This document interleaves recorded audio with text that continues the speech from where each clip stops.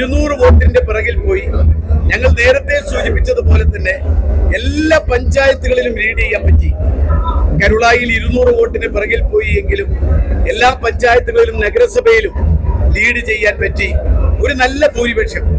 ഈ ഡീലിമിറ്റേഷന് ശേഷമുള്ള നിലമ്പൂർ നിയോജകമണ്ഡലം, അതായത് കാളികാവും ചോക്കാടും ചാലിയാർ പഞ്ചായത്തും UDFന്റെ കുത്തകയായ പഞ്ചായത്തുകൾ, വലിയ ഭൂരിപക്ഷം നൽകുന്ന പഞ്ചായത്തുകൾ, ആ പഞ്ചായത്തുകൾ ഡീലിമിറ്റേഷന് ശേഷം നിലമ്പൂർ കോൺസ്റ്റിറ്റ്യുവൻസിയിൽ നിന്ന് പോയതിന് ശേഷം നടന്ന ആദ്യത്തെ തെരഞ്ഞെടുപ്പ് 2011-ലാണ്.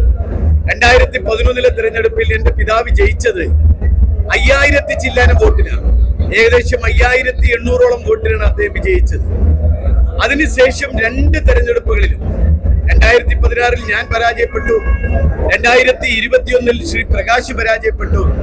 അതിനുശേഷം ഇതൊരു വലിയ ഭൂരിപക്ഷത്തിന്, 11,000 ചില്ലാനം ഭൂരിപക്ഷത്തിന് ഈ മണ്ഡലം തിരിച്ചു പിടിച്ചു എന്നത് ഞങ്ങളെ സംബന്ധിച്ചിടത്തോളം ഏറ്റവും സന്തോഷമുണ്ട് എന്ന് മാത്രമല്ല, കേരളത്തിലെ മുഴുവൻ ജനങ്ങൾക്കും വേണ്ടി ഈ പിണറായി വിജയൻ ഗവൺമെന്റിനെതിരെയുള്ള ജനങ്ങളുടെ വിജയമാണ് യഥാർത്ഥത്തിൽ ഈ 11,000 ചില്ലാനം ഭൂരിപക്ഷം എന്നാണ് പറയാനുള്ളത്.